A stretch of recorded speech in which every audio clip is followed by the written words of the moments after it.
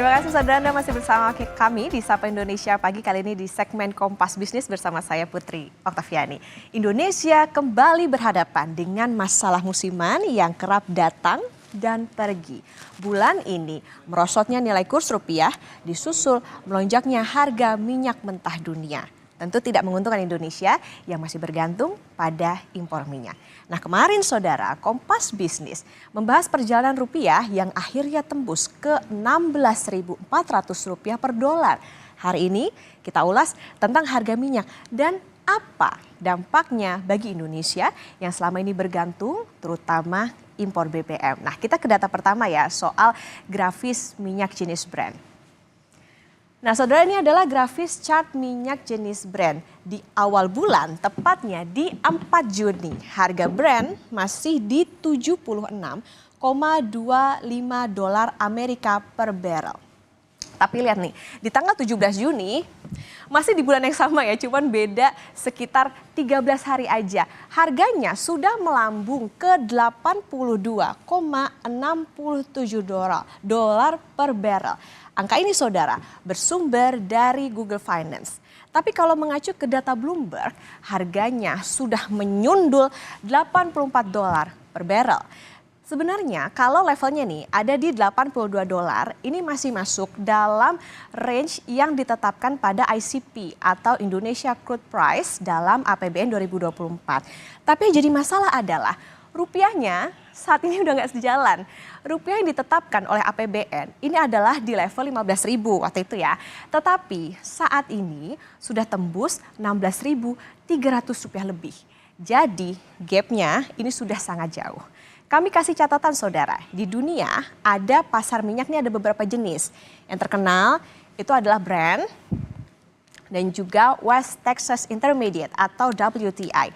Nah Indonesia itu mengacunya pada jenis Brent. Karena menurut Kementerian ESDM ini adalah harga yang paling independen sehingga peluangnya kecil untuk digoreng-goreng. Nah apa sih konsekuensinya kalau minyak naik? Yuk kita lanjut ke data berikutnya. Nah jadi apa ya dampak kenaikan harga minyak mentah dunia bagi Indonesia dari sisi fiskal? Nah setiap kenaikan minyak 1 dolar per barrel, maka pendapatan negara itu naik 3,3 triliun rupiah. Ini karena Indonesia itu juga punya produksi minyak atau lifting yang kemudian diekspor.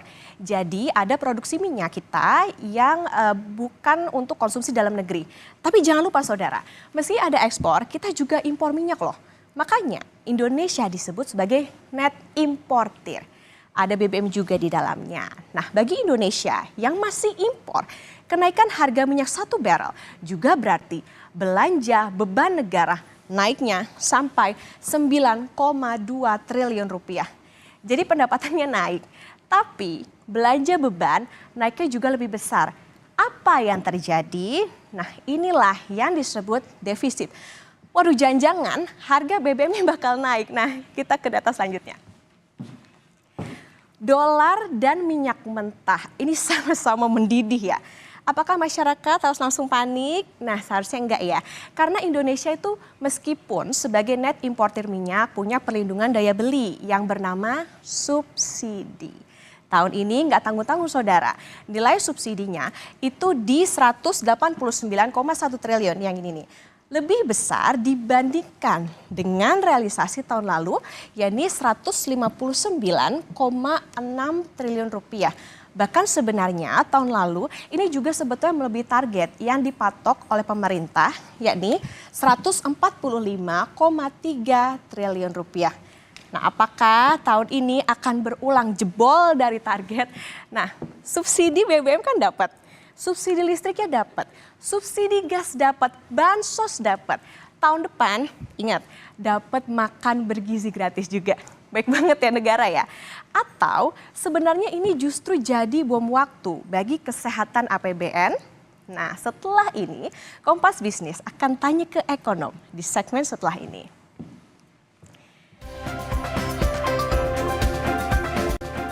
Saudara, rupiah terpuruk, minyak mulai mendidih. Jika kondisi ini bertahan di masa mendatang, pilihan mana yang paling logis bagi pemerintah?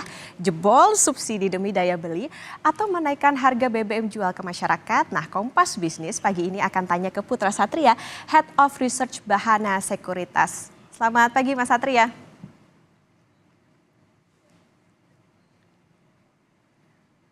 Ya, selamat pagi. Ya, Mas Satria, Suara saya bisa terdengar ya? ya, Mas Satria, setiap minyak naik $1, ini kan pendapatan negara naik 3,3 triliun. Tapi yang jadi catatan beban belanjanya juga ikut naik, jadi 9,2 triliun. Ini rumus APBN kita, Mas. Masalahnya rupiah juga kan sekarang udah di atas 16.300 per dolar. Padahal range APBN kita waktu menghitung mungkin 15.000. Nah, masih relevan nggak sih hitungan rumus tadi, Mas Satria? Iya, betul. Jadi kalau dalam kondisi sekarang, seperti harga minyak melonjak naik, itu resikonya buat perekonomian Indonesia itu ada dua, yaitu untuk defisit di fiskal dan defisit di neraca eksternal. Itu kalau di defisit di fiskal itu berkaitannya dengan anggaran negara, defisit di eksternal itu berkaitannya dengan nilai tukar rupiah. Jadi memang ini kalau istilah bahasa Inggrisnya itu double edged sword. Jadi kalau misalnya naiknya harga minyak ini merupakan double edged sword bagi uh, perekonomian Indonesia gitu. Jadi dari sisi fiskal itu anggaran kita kan relatif terbatas yang memang sudah dianggarkan untuk misalnya untuk belanja pemilu, misalnya untuk belanja infrastruktur termasuk IKN. Sekarang harus keluar lagi lebih banyak untuk belanja subsidi dan nominalnya ini cukup besar ya, sekitar 150 hingga 400 triliun tergantung dari harga minyak sendiri. Jadi ini juga menghambat fleksibilitas pemerintah dalam belanja anggaran dan melakukan stimulus ke perekonomian. Di satu sisi, ini juga ada defisit di neraca eksternal, dan ini berkaitan dengan nilai tukar rupiah. Sepertiga dari pembelian dolar di domestik itu berasalkan dari untuk tujuan impor BBM. Dalam hal ini itu Pertamina, sekitar 2-3 miliar dolar per bulan. Jadi artinya kalau misalnya harga minyaknya naik, itu Pertamina harus belanja falas atau belanja dolarnya lebih agresif lagi di pasar sekunder atau melalui bank-bank. Dan ini yang kami pantau dalam 2-3 minggu terakhir ini, belanja agresif dan terutama akibat dampak kenaikan harga minyak ini juga berdampak pada pelemahan nilai tukar rupiah sekarang. Oke, artinya harus hati-hati juga ya, karena ini bisa berdampak atau resikonya adalah membebani APBN lebih besar lagi. Nah, Mas Satria, apakah harga minyak ini prediksinya gimana sih? Akan naik nggak sampai akhir tahun? Proyeksinya berapa kira-kira? Nah, ini ada satu istilah pasar modal ya. Memprediksi harga minyak adalah satu variabel yang paling sulit untuk dilakukan. Jadi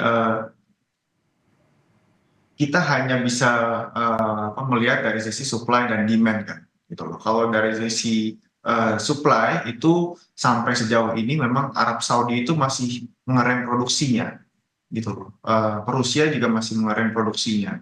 Jadi kalau supply-nya semakin sedikit, ya harganya semakin mahal, gitu. Arab Saudi lagi memperketat nih jumlah supply minyak yang beredar di perekonomian dunia. Nah, dari sisi demand ini yang menjadi jauh lebih penting ya. Dari sisi permintaan itu sebenarnya sekarang itu perekonomian dunia kan sedang baru pulih. Jadi Cina itu sedang dalam kondisi yang tidak bagus, dan bayangkan itu harga minyak sekarang sudah berada di 80 US dollar per barrel dengan kondisi Cina seperti ini yang sudah sangat melambat. Jadi kalau misalnya kita memprediksi perekonomian Cina akan lebih baik di semester 2 tahun ini atau di tahun depan, di tahun 2025. Berarti harga minyak masih bisa naik lagi. Karena Cina adalah importir minyak terbesar di dunia. Dan juga variabel yang penting untuk diperhatikan adalah Fed Funds Rate atau tingkat suku bunga di Amerika Serikat. Bayangkan, sekarang harga minyak sudah di level 80 dolar per barrel saat suku bunga global itu di 5%. Terakhir kali suku bunga global di 5% adalah di tahun 98 saat krisis finansial seluruh dunia di Asia terutama ya. Jadi sekarang yang biasanya suku bunganya itu 0%, sekarang suku bunganya di level 5%. Dan bayangkan kalau misalnya Bank Sentral Amerika Serikat memotong suku bunganya, berarti akan meningkatkan permintaan atau demand terhadap harga minyak dan Oke, jadi ada beberapa variabel bertindak sebagai katalis untuk. ya, yang harus ya, jadi catatan ya tadi misalnya yang dikhawatirkan juga kalau tadi supply-nya sedikit begitu ini justru juga beresiko harga minyaknya terus naik. Nah, kalau misalnya kita bicara soal resikonya tadi harga minyaknya misalnya terus naik atau higher for longer, dampak apa sih sebetulnya akan dirasakan pemerintah dan tentunya ke masyarakat, Mas Satria? Iya, jadi memang pasti ada tingkat penyesuaian dari tingkat inflasi ya di domestik ya, karena gitu loh. Kalau misalnya kita bayangkan saja misalnya harga minyak naik dari 80 hingga 100, misalnya naik 30%. Itu eh, kalkulasi simpel saja gitu. Kalau misalnya sekarang itu Pertamax di level 12.000, berarti kalau harga minyak di 100 atau 105 naik 30%, berarti harga Pertamax bisa ke 16.000. Dan jika harga Pertamax ke 15.000 atau 16.000 dengan asumsi harga minyak di $100 per barrel, berarti akan sangat sulit bagi pemerintah untuk terus mempertahankan harga Pertalite di level 10.000 gitu. Karena kan gapnya terlalu besar ya. Kalau 10.000 dan 16.000, jangan-jangan nanti yang menggunakan Pertamax akan pindah tuh ke Pertalite. Nah, jadi mesti dikalkulasi ke depan di semester 2 kalau misalnya eh, harga minyak itu naik gitu, dan harga BBM naik, itu stimulus-stimulus apa yang dibutuhkan dan bisa diluncurkan oleh pemerintah untuk menjaga daya beli masyarakat. Oke, artinya yang juga hati-hatinya juga tentu ke masyarakatnya bisa jadi nanti malah berdampak pada harganya naik, kemudian kan juga pasti ada multiplier efeknya juga ya Mas Satria. Tapi mana nih Mas Satria kira-kira pilihan yang paling logis tentunya untuk menjaga kesehatan APBN di saat dolar dan minyak ini lagi sama-sama mendidih. Jebol subsidi demi daya beli atau tadi naikin harga jual BBM ke masyarakat? Ya, memang ini perlu ada pilihan yang lebih pragmatis dan realistis. Dari sisi fiskal, memang perlu ada pengetatan lanjutan ya. Jadi saya mengerti kalau dalam beberapa bulan terakhir ini diskusinya adalah mengenai fiskal yang ekspansif, ekspansif, dan ekspansif gitu loh, untuk belanja pemerintah yang untuk mendukung pertumbuhan dan lain-lain. Tapi investor itu biasanya melihat eh, satu situasi dengan rasional ya. Jadi dilihat nih apakah ada uangnya, apakah realistis dan lain-lain. Dan biasanya untuk memancing investor dan dana modal masuk di situasi sulit seperti ini, dibutuhkan anggaran fiskal yang pragmatis. Dalam situasi seperti ini harusnya berfokuskan pada stabilitas. Itu dari sisi fiskal. Dan yang sama persis juga dari sisi yang moneter. Jadi jika misalnya sekarang rupiah sedang melemah, sekarang harga minyak sedang naik, berarti inflasi akan naik. Itu merupakan suatu keputusan yang logis atau rasional bagi Bank Indonesia untuk kembali menaikkan suku bunganya dalam dua atau 3 bulan ke depan lah. Gitu. Jadi kami mengasumsikan di Bahana Sekuritas sampai akhir tahun Bank Indonesia rate masih akan naik 25 basis point lagi ke 6,5%, dari sekarang ke 6,25%. Mungkin bulan depan atau 2 bulan lagi. Oke, kalau pilihannya adalah ya mau nggak mau pemerintah juga harus naikin harga jual gitu. Nah kan tapi kalau kita lihat tahun depan nih rencananya juga akan ada program-program ambisius. Ada makan sehat gratis, terus juga di pemerintah Prabowo Gibran bisa dibilang nih bakalan banyak ada rebutan anggaran negara nih karena ada program baru itu yang mungkin memakan cukup besar dari porsi APBN. Nah pemerintah kira-kira cari duitnya dari mana nih Mas? Naikin pajak, pangkas subsidi, kayak tadi tuh bisa aja naikin harga BBM subsidi atau apa alternatif lainnya? Iya, dan jangan lupa kalau menaikkan pajak itu juga mengerem pertumbuhan ekonomi loh, gitu. Karena gitu loh, ya gitu loh, kalau misalnya level pajak ditingkatkan, pasti masyarakat itu akan berbelanja lebih sedikit ya. Misalnya Tapera aja kemarin itu ada wacana pemotongan hingga 2,5% dari gajinya pekerja. Berarti kan 2,5% dari pool of savings atau pool of spendings dari pekerja itu akan pendirian. Tapi yang tadi Okta bilang itu benar, bahwa tahun depan itu belum tentu menjadi tahun yang mudah, terutama dari sisi pengelolaan fiskal. Dan berdasarkan pengalaman saya di pasar modal, investor itu akan bertindak sangat rasional. Jadi untuk sebagai gambaran saja, sekarang dengan defisit yang 2% dari PDB, itu jumlah issuance hutang pemerintah atau gross bonds issue itu lebih dari 1.000 triliun. Gitu. Bayangkan jika misalnya defisit ini akan dinaikkan misalnya dari 2% jadi 4%. Jadi kita butuh tambahan 1.000 triliun lagi tuh. Yang sekarang 1.000 triliun itu butuh 2.000 triliun. Jadi kalau semakin banyak kebutuhan untuk berhutang, nah artinya investor akan meminta imbal hasil atau suku bunga yang lebih tinggi. Dan sebagai gambaran saja ya, bukan hanya tadi untuk program makan gratis, untuk misalnya pembangunan IKN dan infrastruktur, untuk belanja subsidi, untuk pembayaran hutang jatuh tempo pemerintah. 1 tahun itu sekitar 600-700 triliun.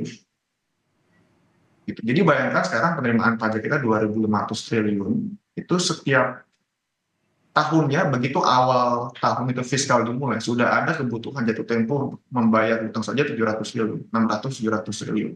Jadi ini satu tantangan yang tidak mudah bagi pemerintah ke depan untuk menyeimbangkan berbagai kebutuhan fiskal dan pertumbuhan ekonomi ke depan. Oke, artinya kita sekarang juga menunggu nih apa sih stimulus ataupun utak-atik APBN-nya pemerintah, karena tadi ya di satu sisi juga mau nggak mau harus jaga daya beli masyarakat, tapi di satu sisi juga sekarang lagi sama-sama mendidih nih rupiahnya terhadap dolar, kemudian juga harga minyaknya amit-amit nanti kalau misalnya naik justru beban subsidinya juga semakin gendut. Nanti tentunya kita akan tunggu bagaimana nih apa sih yang bakalan jadi amunisinya pemerintah untuk menjaga perekonomian supaya lebih baik. Terima kasih Mas Putra Satria, Head of Research Bahana Sekuritas sudah bersama di Kompas Bisnis. Sehat selalu.